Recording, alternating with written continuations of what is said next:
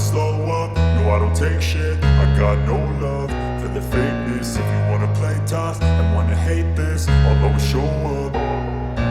I don't ever slow up, no I don't take shit. I got no love for the fakeness. If you wanna play tough and wanna hate this, I'll always show up and make a statement. I don't ever slow up, no I don't take shit. I got no love for the fakeness. If you wanna play tough and wanna hate this, I'll always show up and make a statement. Everything I do so instinctive and so passionate. Every word I move so descriptive like an adjective. I got a vendetta against people who patented being negative when you should be.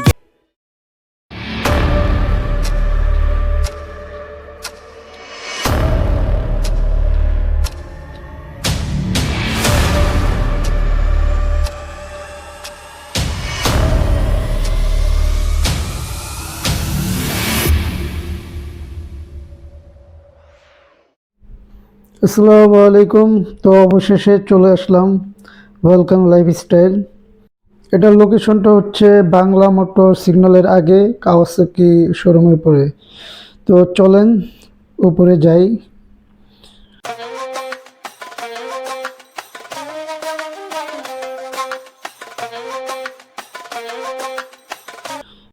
তো last timing খারাপ ছিল, তারপরে আবার আসছিলাম, আইসা দিয়ে গেছিলাম, তাই আর কি।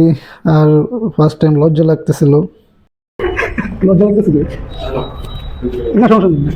তো লাস্ট টাইম দিয়ে গেছিলাম, আজকে রিসিভ করার জন্য আসি। তাদের সার্ভিস অনেক ভালো। আসসালামু আলাইকুম। তো এই হচ্ছে আমার হেলমেট।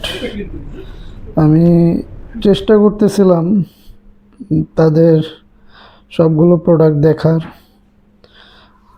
কারণ হেলমেটটা দিয়ে গেছিলাম অনেক আগে। আর তারাও বলতেছে যে ভাই একটু ঘুরে দেখেন আমাদের নতুন কালেকশন, আমাদের নিজস্ব ব্র্যান্ডের হেলমেটগুলো। তো তারা মনে করেছিল যে আমি ব্লগার। হ্যাঁ, কিন্তু আমি তো ব্লগার না, আমি আসলাম নিজের জন্যই। তো তাদের উইন্ড ব্রেকার সম্পর্কে বলতে বললো যে ভাই একটু ট্রায়াল দিয়ে দেখেন।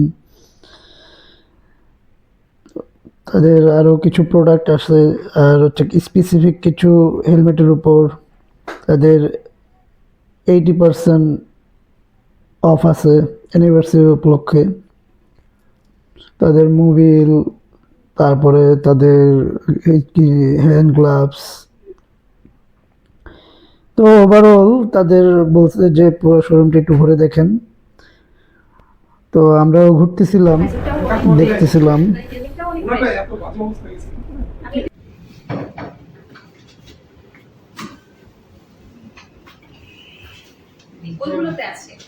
তো হেলমেটগুলো তারা ডেমো হিসাবে এখানে সাজিয়ে রেখেছিল।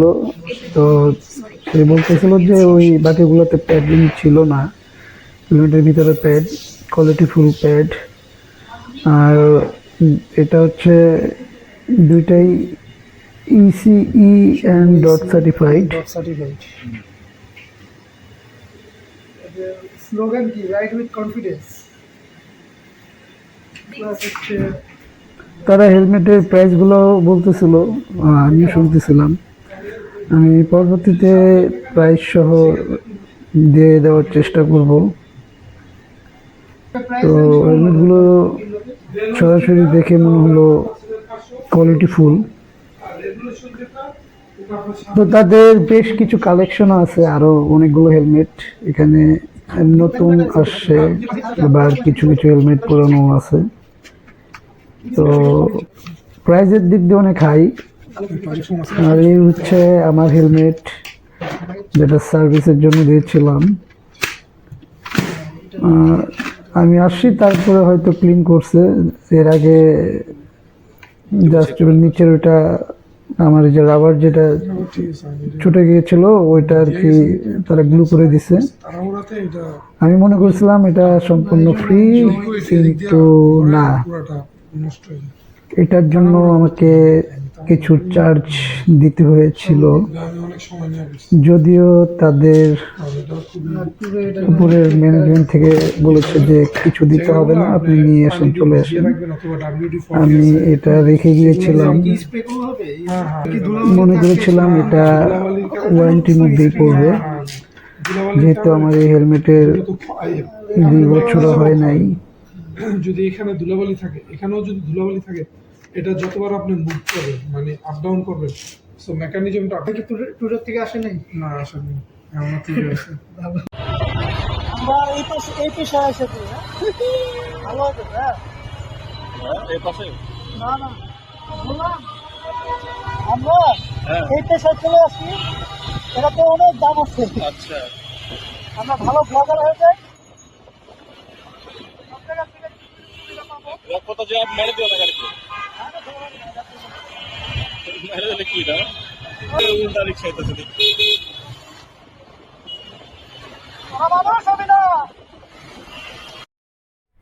তো এলাকার উদ্দেশ্যে ব্যাক করতেছি।